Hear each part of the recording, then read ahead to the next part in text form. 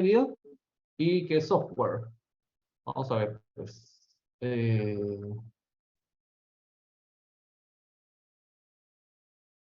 A ver, dime, ¿alguien levantó la mano por ahí? ¿Ya la bajó otra vez? ¿No? ¿Nadie va a tomar la palabra?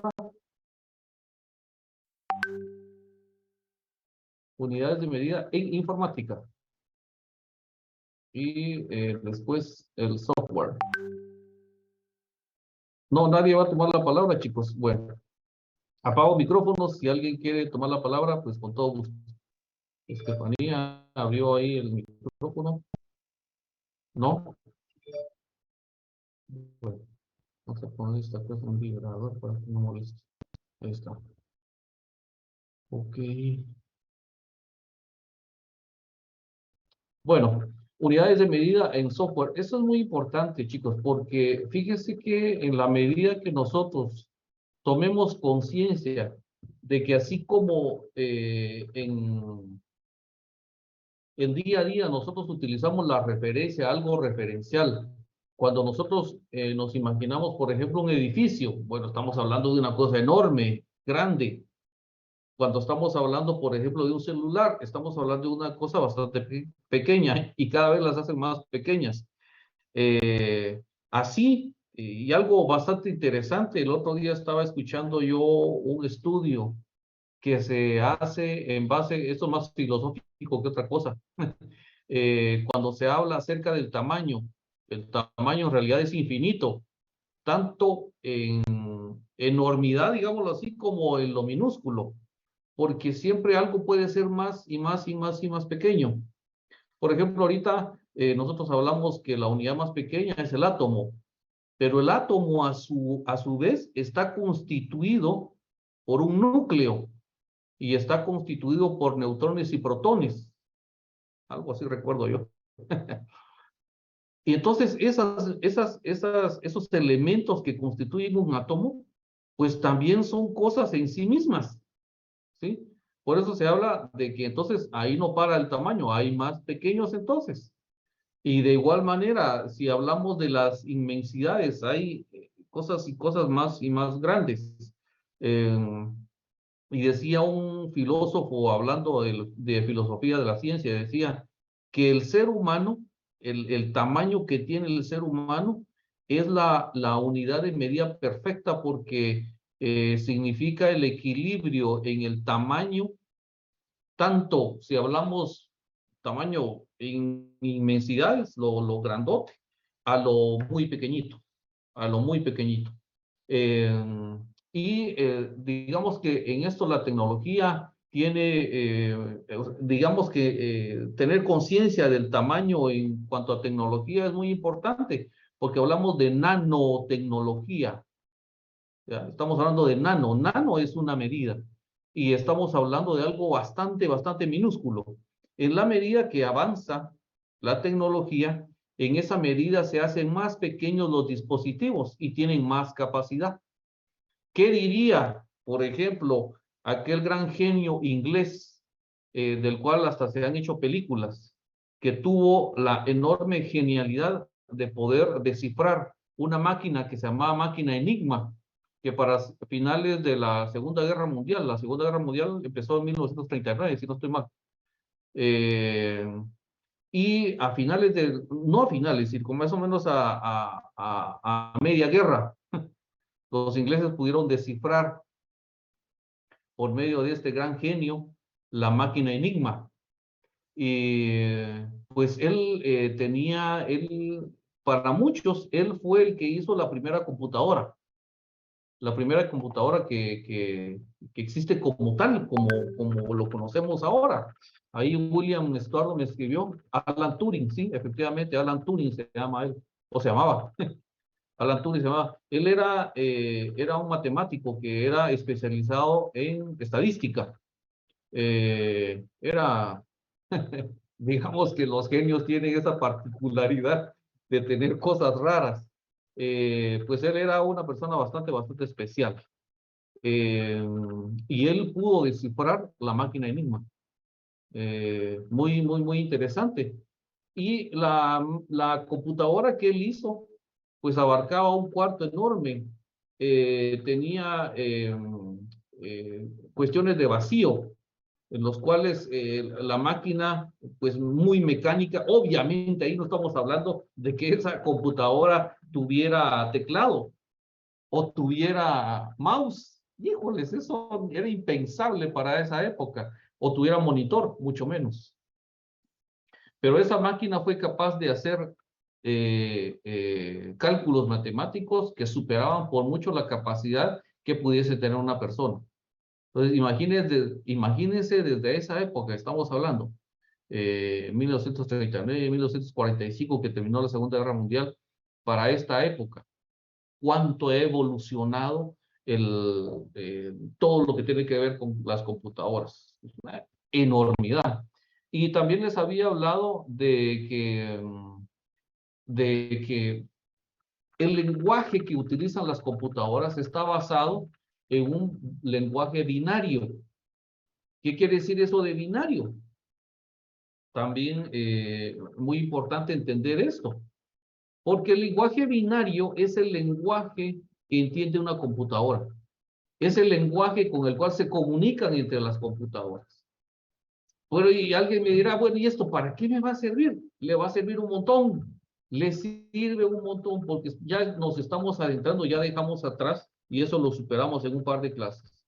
¿Qué es un teclado? Pues es evidente, yo creo que porque está dentro del programa, pues yo tengo que tocar esos temas. Para alguien resultará tan evidente. ¿Qué es una motherboard? Y dirá alguien, eso es el ABC de la computadora. ¿Quién no va a saber eso? Bueno, es increíble, porque hay mucha gente que no está tan familiarizado con el tema como lo pueden estar algunas otras personas. ¿Ya? Entonces, es importante partir de esos elementos que conforman el hardware.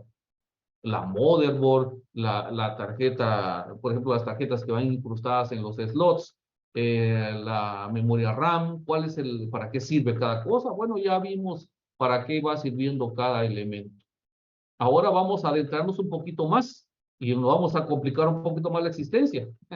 Y ahora vamos a ver cuál es el lenguaje que tiene una computadora. ¿Cómo es de que él, al final de cuentas, nos muestra en un monitor lo que nosotros vamos ingresando, pero cómo entiende todo eso que nosotros estamos insertando en esa máquina? Bueno, aquí es muy importante. Voy a hacer una pausa. Karen, ¿me estás acompañando? Voy a abrir micrófonos. Por favor, Karen, no sé si estás con nosotros. Sí, buenas noches, Lica, que estoy presente. Ok. Voy a dar una pequeña introducción de lo que Karen después va a hablar y después ya va a terminar con el tema. Mire, pues, por disposición de la administración, y eso lo dije yo al final, pero ya no estaban todos, entonces es importante esta información. El listado que se les pasa todos los días a ustedes va a estar abierto 15, 20 minutos a lo sumo, ¿ya? Y va a estar abierto al principio, al final, entre medio, ahí va a estar. O sea, ustedes no van a saber si va a estar al principio, al final o entre medio. ¿Por qué? No es por no es por hacer mala onda, no es por eso. Se supone que ustedes están estudiando este curso porque dispusieron un tiempo para atender el curso, ¿sí? Muchas veces me dicen, mire, pues que yo voy manejando, voy de regreso. Híjoles, ¿y cómo le va a hacer para cuando hagamos los exámenes? ¿O cómo le va a hacer para cuando yo haga un corto? Porque yo de repente voy a decir, bueno, lo que a veces pasaba en los salones, ¿va? Entraba el catedrático y decía, bueno, saquen una hoja, hoy toca corto. Y de repente yo le voy a decir ahorita, bueno, ahorita le voy a pasar yo el formulario, por favor me lo llenan y me lo envían. Ahorita le voy a dar la palabra a don Edwin Darío. Entonces, obviamente esto requiere una atención de todos, al igual que yo, al igual que yo tengo que estar aquí, pues obviamente atendiendo la hora que corresponde. No lo puedo hacer desde un vehículo, tiene que ser como corresponde y servirles a ustedes y atenderlos a ustedes como se lo merecen, dándoles la clase como es la cosa. Entonces es algo de doble vía. Antes de darle la palabra a Edwin y a Sergio, le voy a dar la palabra a Karen. No sé si tiene algo que añadir, mi estimada Karen? Sí, licenciado. Ahí está, voy a habilité mi cámara. Buenas noches, compañeros. Sí, respecto con el tema de la asistencia, bueno, yo me pongo en el plano de que yo también soy estudiante y pues a mí me ha tocado también marcar asistencia en el bus y sí me ha costado, pero eso no ha sido un impedimento para que yo no busque la forma para poder, bueno, para poder evitar tener inconvenientes a largo plazo por no haberlo hecho. Incluso para mis clínicas, yo como estudiante, hubieron veces en las que yo no pude marcar y no por esa razón mi auxiliar me habilitó el formulario. Es más, hasta me marcaron inasistencias y pues yo creo que es responsabilidad de cada quien estar atento al curso. Yo trato también de apoyarlos, de habilitarles el formulario cuando ustedes me han hablado, pero sí considero que ya a veces que me hablan 2 horas después del curso, sí ya no les tendrá que estar habilitando el formulario porque como se les indicó desde el primer día, pues solo tienen posibilidad de sin asistencias. En los casos de los compañeros que todavía no me aparecieron en el listado, yo creo que a más tardar esta semana, bueno, mañana, ya tendrían que estar los formularios, los listados actualizados para que aparezcan todos. En caso que todavía haya alguien que no encuentre su nombre, me puede avisar, yo lo puedo ayudar a localizarlo y en caso no esté, pues me pasan el dato de su constancia de asignación y yo se lo paso al compañero que es el encargado de generar los listados. Muy amable, gracias Karen, muy amable. Bueno, por favor, en este orden, vamos a respetar el orden en el cual pido la palabra. Edwin Darío, después Sergio Torres y después Alma Fernanda. Por favor. Gracias, licenciado. Muy buenas noches. Buenas noches. Era de igual forma con respecto a la lista. Pues yo no he tenido problema realmente para poder hacer la asistencia. Sin embargo, como uno está poniendo atención a la clase, obviamente estamos viendo las diapositivas, tomando capturas, haciendo unas anotaciones, el tiempo se consume y no sabemos por dónde va a pasar la lista, ¿verdad? Porque en la aplicación tenemos que estar viendo el chat, tenemos que estar viendo el WhatsApp para ver en dónde lo van a colocar. Eso es lo único que siento, al menos en lo personal, que a mí me afecta, porque yo estoy tan concentrado viendo la clase que al final, cuando miro ya son las 40, y voy a buscarlo donde estaba, aquí está, y rápido. Entonces yo creo que eso es lo que le pasa a la mayoría de los compañeros. Ok, vamos a ver cómo compensamos eso, pues. En Sergio, por favor. este, perdón, Lick, perdón. Ajá, sí, Karen, dime. En este caso, yo también por esa misma razón, yo se los estoy compartiendo por los 3 medios, por el chat de Zoom, porque pues todos están en la clase, en el chat de WhatsApp y en Classroom.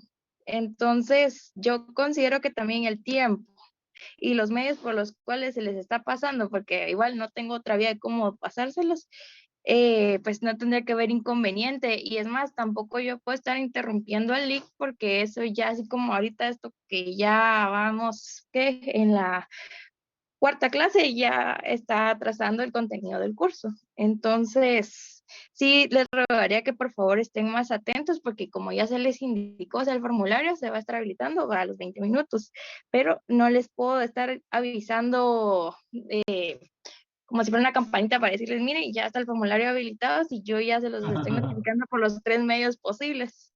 Sí. Y a mí, en mi caso, a mí en mis clínicas, yo por experiencia propia, a mí solo 5 minutos me lo habilitaban y no más. Entonces, también agradecería un poco de comprensión y yo también trato tampoco me estoy justificando, pero sí trato de ver la forma en cómo apoyarlos, pero también de forma coloquial, tampoco que nos pasemos de lanzas, porque sí tengo responsabilidad con la administración respecto a eso. Súper, excelente. Yo creo que aquí ustedes han escuchado el concepto de multitask. ¿Se han escuchado eso? Multitask es alguien que tiene a bien realizar 2, 3, 4, 5 tareas al mismo tiempo. Sí se puede, chicos, sí se puede. Ustedes tienen la capacidad de atender Facebook, WhatsApp, Instagram, etcétera, simultáneamente. Entonces, son pilas, ustedes son pilas. Edwin, después Alma. Yo tengo la mano levantada y cuando usted me diga, Mirna Juárez. Ok. Por favor, Edwin, o sea, entonces lo vamos a hacer así. Por favor, Edwin, Mirna, Luis, Armando, solo. Ahí bajaron la mano. Entonces Sí, me quedó. ya había participado, licenciado, perdón. Ah, ok, perdón. Ahí estamos. Alma, entonces. Gracias, licenciado. Buenas noches. Solamente una observación nada más y yo creo que también para el resto de los compañeros, porque yo entiendo que a veces el link lo comparten entre mensajes, solo tal vez tratemos la manera, si no es necesario escribir tanto en el chat, no escribir, porque yo creo que ahí es donde se pierde la información y tal vez algunos están tan concentrados recibiendo la clase y de tanto mensaje, pues ya no lo encuentran, ¿verdad? Porque a mí me pasó antier que no me cargó mi correo, no me llegaba mi correo y entre tanto chat ya no se pudo. Entonces, creo que si colaboramos todos, al final todos vamos a salir beneficiados, ¿verdad? Solamente ese comentario, licenciado. Muy amable. Gracias también por lo rapidito. Mirna, por favor. Pues yo rapidito estoy de acuerdo con lo que dijo el primer compañero, creo que fue, que la verdad que como estamos atentos a la clase de tomar screenshot y todo eso, entonces sí tenemos que poner atención, ¿verdad? Sí, Porque entonces nos atrasa eso. Y como el primer día sí nos lo mandaron, creo yo, por WhatsApp, no, que solo por Classroom, entonces si algunos estamos en teléfono cuesta un poquito más. Ajá. Yo diría que la comunicación es muy importante y que busquemos las mejores salidas, ¿verdad? Y pues yo en ninguno de los cursos he tenido problemas con lo de la asistencia, hasta ahorita de que como dejan 20 minutos, pero a veces yo no sé si es al inicio, al final, en medio. Al final sí quiero saber cuándo lo va a dejar la compañerita para estar Ajá. yo atenta, ¿verdad? Porque le soy sincera, en ninguno de los cursos que he estado desde hace 2 años no me había pasado esto de la asistencia. No he tenido problemas, pero sí he tenido que estar buscando en el chat Ok, cuándo lo va a poner. No sé si perfecto. me explico. Bueno, sí, pero ustedes son pilas. Ahí voy a terminar yo con algo ahí añadido para que se queden más tranquilos. Armando Arroche, por favor, Mario está pidiendo la palabra. Por favor, si es de lo mismo, por favor, entonces ya para que avancemos. Si no, es que el tiempo es nuestro peor enemigo, chicos. Armando Arroche, por favor. Buenas noches, yo solo quiero pues preguntar, porque me parece que el link de la asistencia es el mismo. Entonces, si es correcto, pues no es necesario buscarlo tanto, porque es el mismo de siempre, ¿no? Yo creo que siempre cambia, creo que siempre, tendría que cambiar siempre. Rodrigo Manuel, Licenciado, fíjese que en este caso, no, el link que nos compartió administración va a ser el mismo para todas las clases, incluso ya está ok, aplicado en el grupo de ya WhatsApp entendí, y siempre se los estoy compartiendo, ¿verdad? Para quienes ya, no tengan acceso rápido a ingresar al grupo, ¿verdad? ya entendí, o sea que se abre y se cierra la posibilidad de poder acceder a tal archivo, pero el Así es, archivo es el mismo, ok, perfecto, así es. es otra modalidad, muy buena. Solo aprovechando de una vez que tengo micrófono abierto, compañeros, si quieren, en 2 minutitos empiezan a ver el formulario porque ya lo voy a abrir. Ok, perfecto, gracias. Licenciado, buenas noches. Por favor, le voy a dar la palabra a Rutilio Crispín Reyes. Buenas noches, licenciado. Gusto saludarle. Igualmente. Fíjese que mi punto de vista respecto a lo que es la asistencia, yo sí quisiera que fuéramos un poco más concretos en cuanto a qué horas, por ejemplo, si son las 6, bueno, yo sé que es las 6 para las 20, yo tengo que marcar mi asistencia, o Sí. al finalizar del 7 menos 20, yo tengo que marcar mi asistencia, Ajá. o algún otro intervalo que se utiliza ahí para directamente para ese espacio, ¿me entienden? O sea, que no se menee, porque por ahí creo yo que está el problema. Si todos Les voy a sabemos dar- que a sí. una determinada hora, ahí estamos, yo creo que toditos no nos complicaríamos. Muchas Ok, gracias. perfecto. Les voy a dar una clave, chicos, les voy a dar una clave. Miren, pues es bien sencillo. ¿Qué haría yo o qué hago yo en la maestría? Simplemente yo tengo abierto el Zoom y tengo abierto Classroom. Entonces, en Classroom aparece y ahí no hay tanto tráfico. O sea, ahí se cuelga el mensaje y a partir de que se cuelga el mensaje, entonces ya, digamos, yo me apunto en el listado. ¿Qué significa eso? 20 minutos va a estar abierto el link, ok. Y entonces yo sé, y yo puedo poner una alarma, por ejemplo, 1000 ideas, ¿verdad? 1000 ideas para eso. Yo pongo una alarma a las 10, a las 10:30 y a las 50. Y no hay pierde. Siempre me voy a apuntar en el listado. No lo pierdo. ¿Por qué? Yo simplemente voy a Classroom, busco el link, que es el del día, y ya. Es bien sencillo. De verdad que yo lo encuentro bastante sencillo. Por favor, los que ya participaron, pueden bajar su manita, por favor. Brenda, Lisbeth, por favor. Brenda, Lisbeth. Con todo respeto, doy clase mejor ya mucho tiempo. Nunca avanzamos en el programa y el curso de vacaciones es bien corto. Bastante corto. Brenda, Lisbeth, por favor. Hola, licenciado, muy buenas noches. Buenas Solamente noches. ya para saber el tema al inicio, nada más para que usted lo mencione y no estén preguntando a cada momento y saturen el chat, es lo único que quería sugerir. Gracias. Ok, gracias, muy amable. Lo mencioné al principio, por favor, hay que estar a la hora de inicio de clases para evitar, digamos, esa cuestión, ¿sí? Porque yo siempre lo doy al inicio, no lo puedo dar a cada rato, ¿me entienden? Porque se volvería un relajo esta cuestión. Vamos a ver, Rutilio ya le había dado la palabra, por favor, bajen la mano los que ya les di la palabra. Marcos Alexander Chumil Castillo. Lick, yo no logré hablar. Buenas noches, Lick. Disculpen. Perdone, fíjese Ok. que yo he estado también con ese mismo problema en la asistencia. Yo lo que sugiero es de que, no sé si se podrá, pero tal vez cuando la compañera publique el formulario, que haga un paréntesis en la clase y notifique, ¿verdad? O haga el comentario que ya está, y los que escuchen, pues son los que vamos a estar poniendo atención en el curso, los que no, pues no. Sí. Entonces me imagino que tendría la misma función del factor sorpresa, ¿verdad? En este caso. Pero sí sería bueno que tal vez haga un paréntesis en decir, miren, ya está el formulario. O la otra opción es de que al final de la clase, los que no podemos o no nos dimos cuenta en el momento que pusimos en el formulario, que pongamos en el chat el nombre y el número de carnet para buscar otra opción, ¿verdad? Algo más viable. Excelente, O chicos. una opción. Muy amables, muchas gracias por todas las sugerencias. Y miren, chicos, hay algunas... Lick, buenas noches. Disculpe, yo tengo una duda. Fíjese Ajá. que yo me he estado conectando, pero no aparezco en el listado. Entonces, ¿cómo hago con eso? Porque he estado poniendo mi asistencia, pero con otro nombre, solo que mi número de carnet. Pero como usted dijo que solo 2 inasistencias y no más, entonces esa es mi duda. Ese caso es conmigo directamente. Si está agregado en el grupo de WhatsApp, me puede escribir a mi no me número ha contestado, personal. disculpe. Una cosa, mis estimados. Miren, pues, se comunican con mi estimada Brenda. Y otra cosa, yo les he dicho, dentro de la identificación que tenemos aquí en Zoom, miren, pues, es así de complicada la cosa. Stephanie Coyo, no sé quién es ella, solo tienen un nombre y un apellido. Yo les dije desde la primera clase, pongamos los 2 nombres o los que tengamos y nuestros apellidos. O sea, esa es una instrucción tan fácil, tan fácil.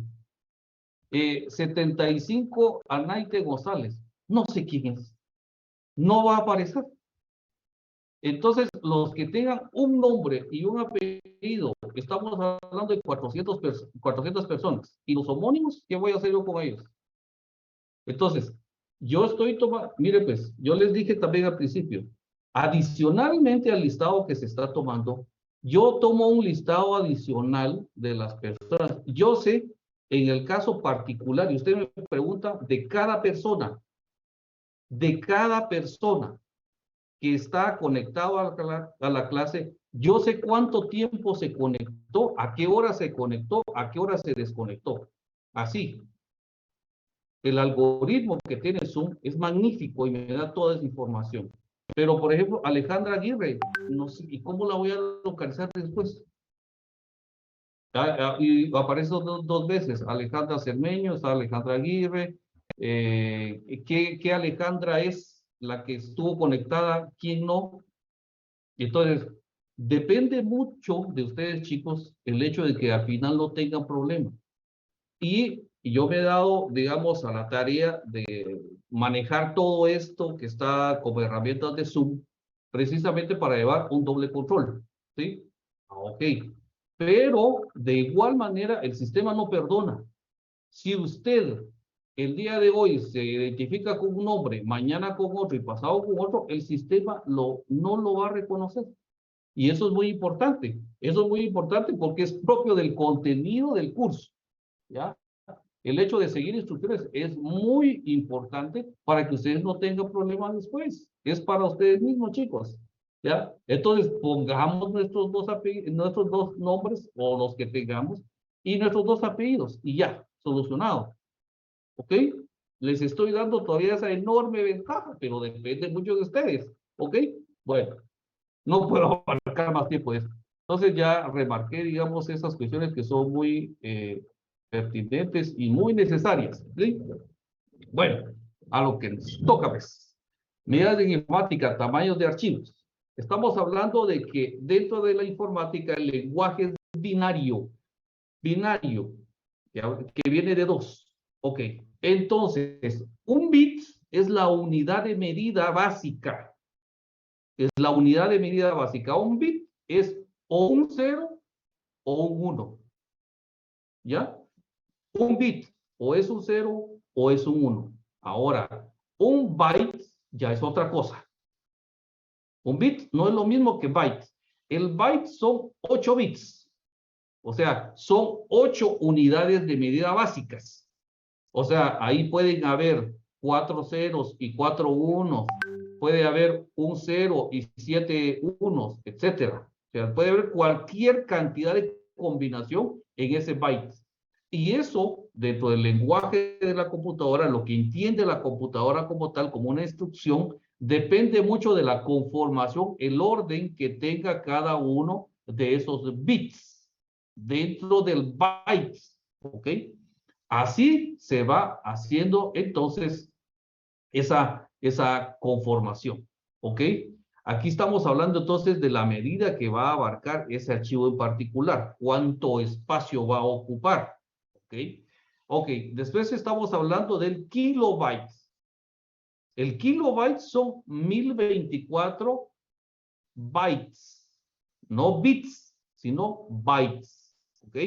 Por favor, síganme bien aquí porque eso es muy importante para todo lo que vamos a ver después. Si nosotros no entendemos las unidades de medida dentro de la informática, nos va a costar después. Ok, kilobyte. Y esto que es bastante, digamos, socorrido, mencionado, los megabytes. Una canción, cualquier canción, más o menos en un formato MP3, que es un formato comprimido. No es lo mismo WMA, por ejemplo, que es un formato mucho más amplio, mucho más extenso. Pero fíjense que se dieron cuenta de que el oído humano no logra captar aquellas imperfecciones que están en un tono muy, muy, muy bajo. Bueno, entonces dijeron, bueno, utilicemos el formato MP3. Es un formato mucho más compacto, cabe mucho más en los dispositivos que los muchachos andan cargando para arriba y para abajo, que son los móviles, y entonces podemos meter muchas más canciones. El tráfico en las redes puede ser mucho más rápido. Ustedes pueden meterse a Spotify o a cualquier plataforma de estas y la transferencia es mucho más rápida. Por eso es que ustedes simplemente le dan play. Imagínense, le dan play y entonces empieza a sonar la canción. Pero ¿dónde está almacenada esa canción? A saber ni dónde. Pero imagínense ustedes la velocidad en lo que usted le da play, que es el dispositivo o la acción por la cual se jala ese archivo y se reproduce. Bueno, entonces estamos hablando de una velocidad de transferencia enorme. Ahorita vamos a hablar de las velocidades de transferencia. Estamos hablando de tamaños ahorita. Ese es el megabyte, ¿ya? Siguiendo siempre con las unidades de medida, los gigabytes. Los gigabytes son 1024 megabytes. Y así vamos subiendo los terabytes. Ahorita, por ejemplo, la enorme mayoría de discos duros se miden en terabytes, o en gigabytes, perdón, en gigabytes se miden, que estamos hablando de 1024 megabytes. Y después vienen los terabytes. Ahorita ya estamos hablando también de terabytes, de todos los discos. Después del terabyte está el petabytes, que es, ahí estamos hablando de 1024 terabytes. Es una cantidad de información enorme, enorme. Ahí caben películas, información, documentos, de todo. Es una cantidad enorme, ¿ya? Y entonces eso ubica físicamente, eso abarca físicamente un espacio bastante grande, ¿ah? Solo para que nosotros nos demos una idea de la capacidad de almacenaje que tiene, por ejemplo, los servidores de Google. Google dice que procesa 24 petabytes de información por día. Por día, solo Google. Ahí no estoy hablando yo, por ejemplo, de las otras plataformas, solo Google. O sea que un petabyte es igual a 13 años de video en HD. Un petabyte es igual a 13 años de video en HD. Entonces, imagínense la cantidad de información. Cada vez que usted utiliza, por ejemplo, ahorita que estamos utilizando y mencionaron bastante WhatsApp. Bueno, yo subo una imagen a WhatsApp, yo subo un video a WhatsApp, eso va a conformar el tráfico de información de ese día que se va almacenando en los servidores de WhatsApp. De igual manera, en cualquiera de las otras redes. Imagínense ustedes cuánta información procesa todos los días, por ejemplo, la plataforma o la red social de TikTok, que está basado en la utilización de videos. Ahí, digamos, los científicos chinitos determinaron que una persona puede tener fija la atención en un video solamente en una cierta cantidad de segundos, después pierde el interés. Entonces dijeron ellos, bueno, explotemos esto, y se lo vamos a hacer de tal manera que sea repetitivo, que ese mismo video se repita. Les cuento que todos nosotros somos objeto diariamente, por medio de estas compañías, a un escrutinio, a un análisis de cómo es nuestra interacción con estas plataformas. ¿Cuánto tiempo usted está viendo un video? Eso queda grabado y lo analizan. ¿Qué le gusta? ¿Cuántas veces lo vio? Por ejemplo, cuando estaba usted en Facebook y está pasando con el dedito para arriba, donde usted detiene, también queda almacenado en el algoritmo del programa cuántos segundos usted estuvo ahí viendo esa imagen, si la agrandó, qué hizo con la imagen, todo queda almacenado. Y en base a sus preferencias, en base a lo que usted pues prefiere, pues ahí le dan más contenido de eso que a usted le gusta, ¿ok?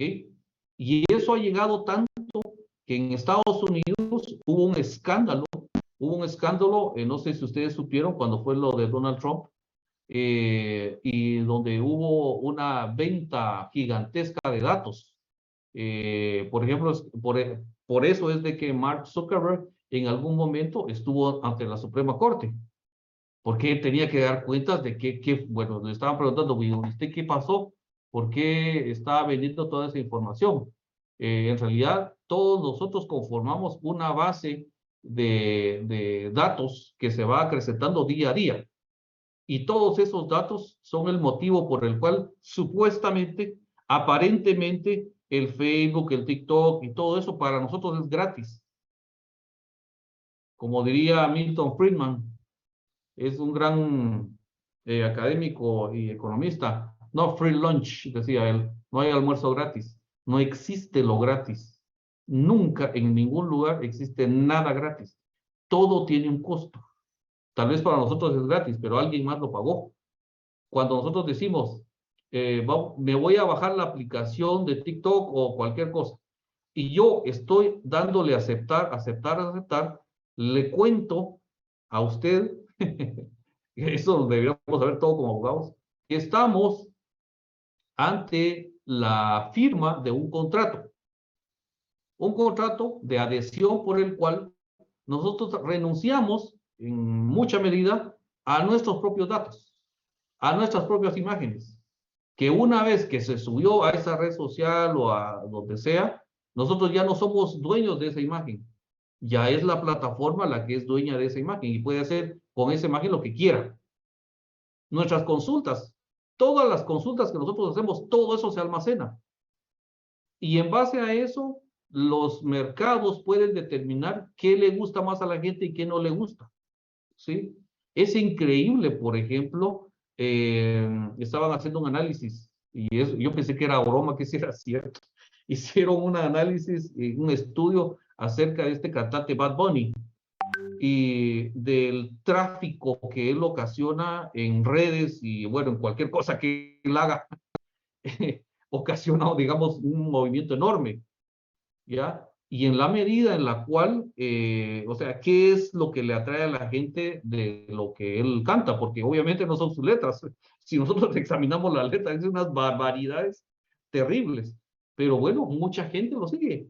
¿Pero por qué lo sigue? ¿Será por el ritmo pegajoso? ¿Será? ¿Qué es exactamente? ¿Ya? Todo eso entra a un análisis.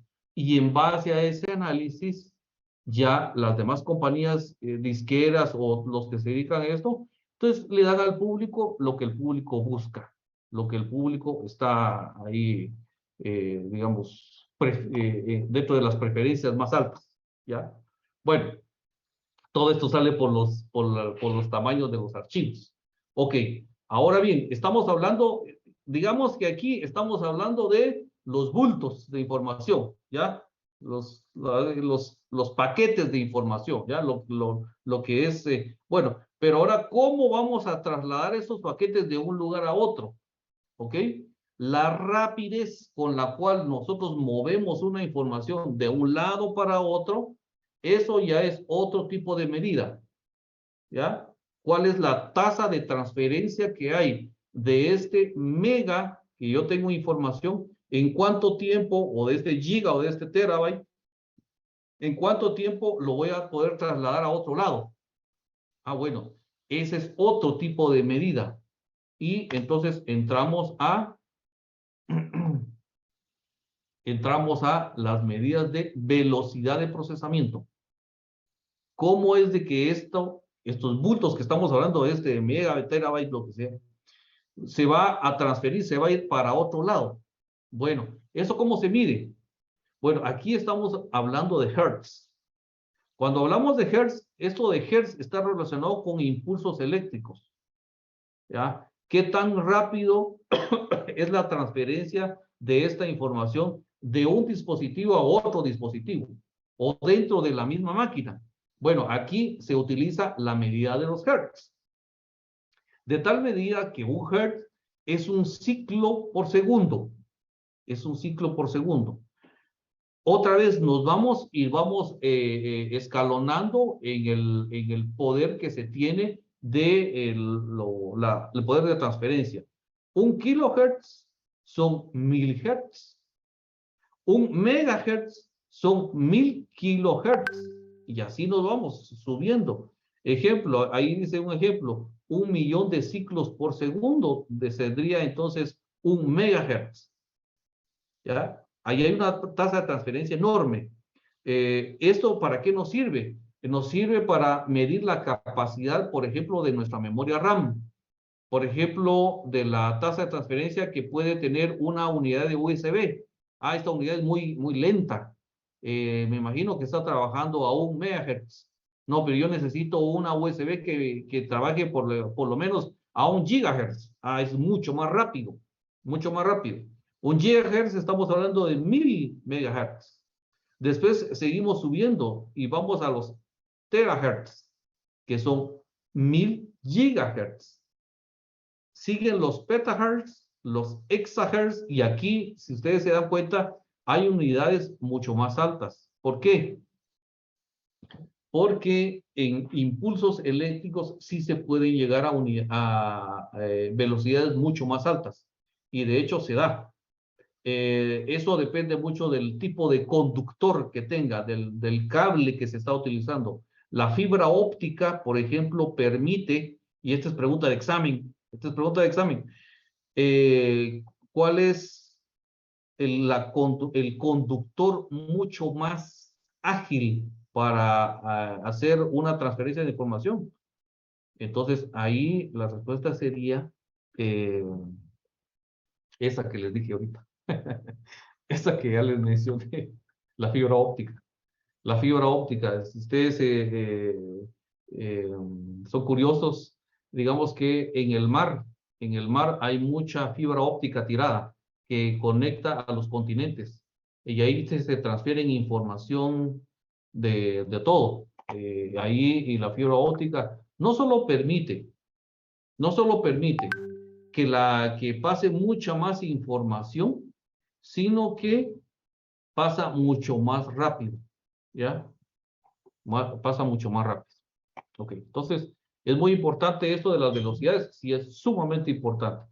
Sobre eso se construye todo lo demás, ¿ya? Digamos que estamos hablando, ya hablamos, por ejemplo, de todos los elementos del Harvard.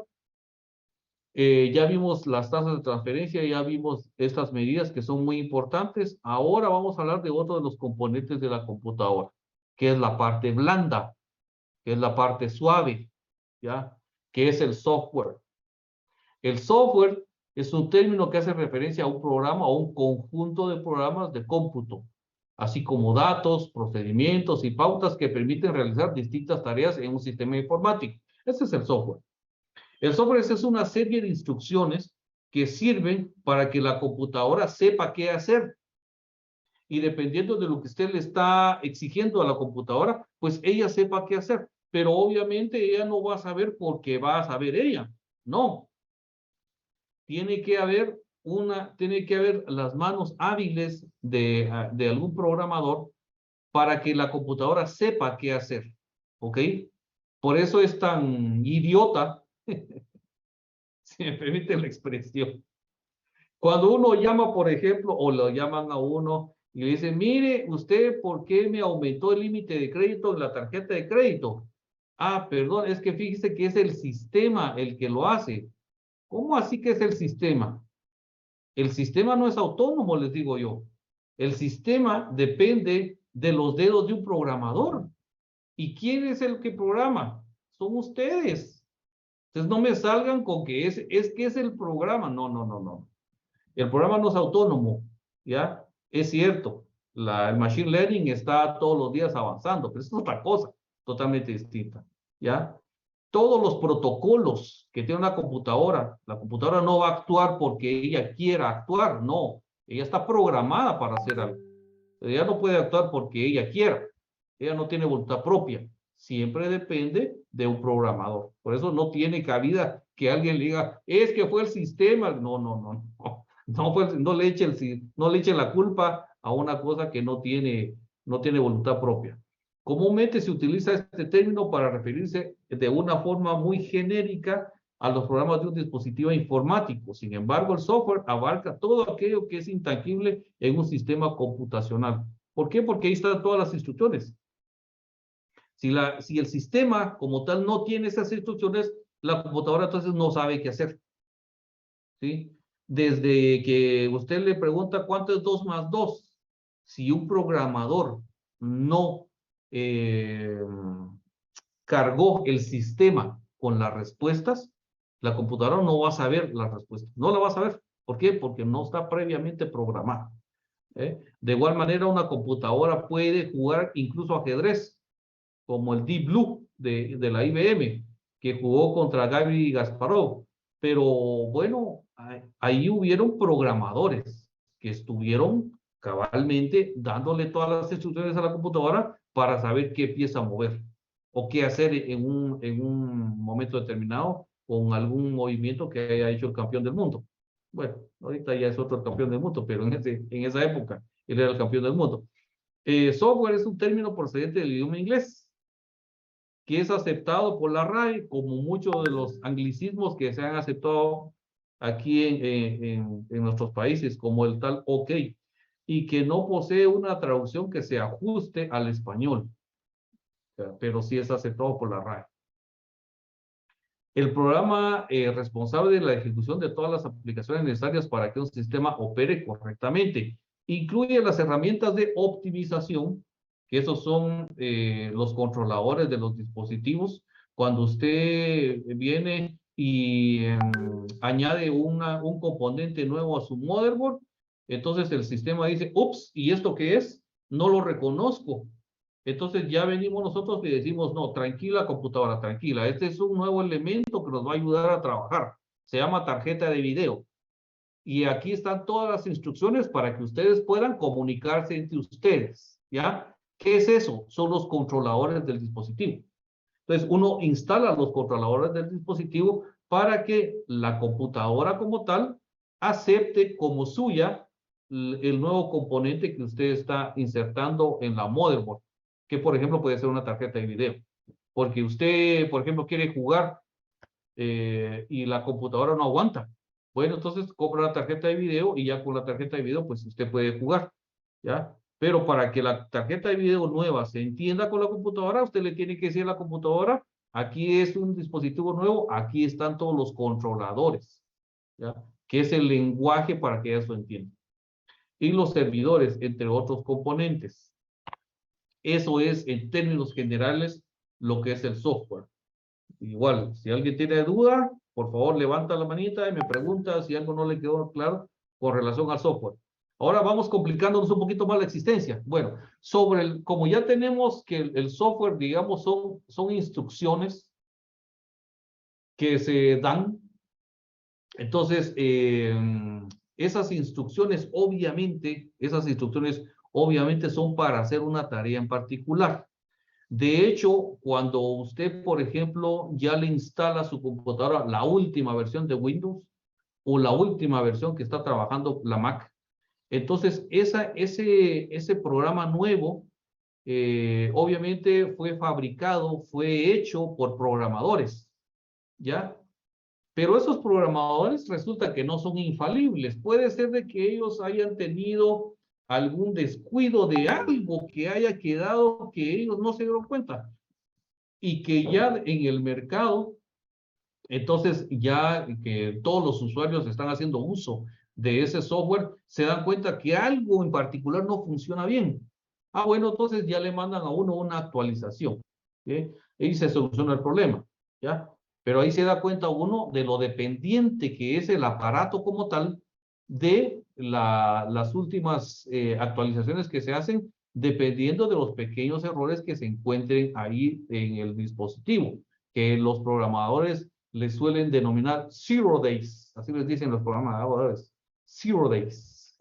Bueno, software de programación, ese es un tipo de software. Ya sabemos qué es el software y ahora vamos a ver cuáles son los tipos de software que hay.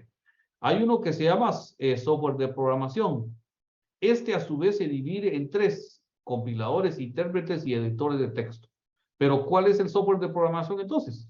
Son todas las herramientas que permiten el desarrollo de nuevo software. Por ello, no suelen ser utilizadas por el usuario final, sino por los programadores. Incluye, por mencionar los más importantes, los siguientes: los compiladores, los intérpretes y los editores de texto. ¿Qué son los compiladores? Los compiladores son programas que analizan y ejecutan otros programas. Por ejemplo, Windows. ¿Qué es Windows? Windows es un compilador. ¿Por qué?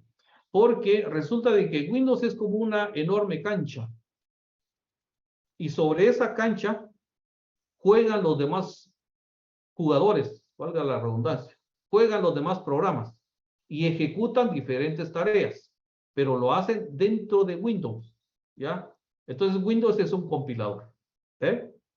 Esa es otra pregunta de examen. ¿Cómo se le puede denominar a Windows dentro de la faceta de ser un software de programación? Ah, bueno, es un compilador. Windows es un compilador. Ok. Los intérpretes. Es un software que traduce los diferentes lenguajes de programación, lo que yo les mencionaba anteriormente. Cuando usted abre un programa, él le muestra una careta, una presentación como tal, y se lo pone todo amigable. Puede ser que sea un muñequito, puede ser que sean botones, lo que sea. Pero detrás de eso hay toda una estructura que soporta para que usted pueda visualizar lo que está en pantalla. Entonces, esos son intérpretes los que se encargan entonces de todo lo complicado que está atrás, mostrárselo a usted en una imagen bien bonita, bien fácil de entender, pinche aquí, pinche allá, haga esto, haga lo otro. Ya. Esos son los intérpretes. Los editores de texto crean y modifican archivos de texto, lenguaje de programación o código fuente. El lenguaje, los editores de texto son los que están detrás. Crean o modifican archivos de texto, lenguaje de programación. Aquí están todas las instrucciones allá atrásito que permiten que usted visualice tal o cual cosa. Ahí están todas las instrucciones atrás. Esos son los editores de texto. Y ahí podemos hablar de Java, de Python, de C++. Ahí los programadores son los que hacen maravillas ahí. Cuando usted agarra un juego, pues todo eso está basado en un lenguaje que está incluido como plataforma para que usted pueda gozar de ese o disfrutar de ese juego. Esos son los editores de texto dentro de los tipos de software. Entonces, el software de programación. ¿Ok? Software de programación.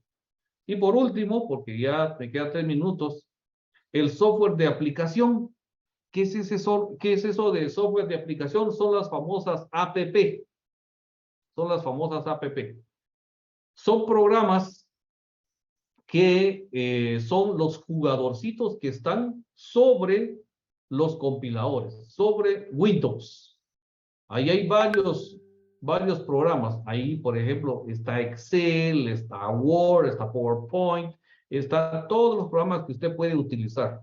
¿Ya? Ahí están. Esos son los software de aplicación o las famosas APP. Un software de aplicación es un programa diseñado para facilitar algunas tareas específicas para cualquier medio informático, ya sea en computadoras, tabletas o celulares. Por ejemplo, están los videojuegos, los programas de diseño asistido. Por ejemplo, está el 3D Max. Ahí hay un montón. Está el 3D Max, está el Photoshop, está uno que yo utilizo bastante que se llama, ¿cómo se llama este programa? Que se llama Adobe Premiere, está After Effects, está Adobe Audition, hay varios. Todos esos son, entonces, ya aplicaciones en sí. El software utilizado en las telecomunicaciones, las aplicaciones de productividad empresarial o educativa, son algunos ejemplos de estos tipos de programas. Esos son software de aplicación, las famosas APP, que cabalmente tienen ese objetivo. Cada aplicación sirve para algo.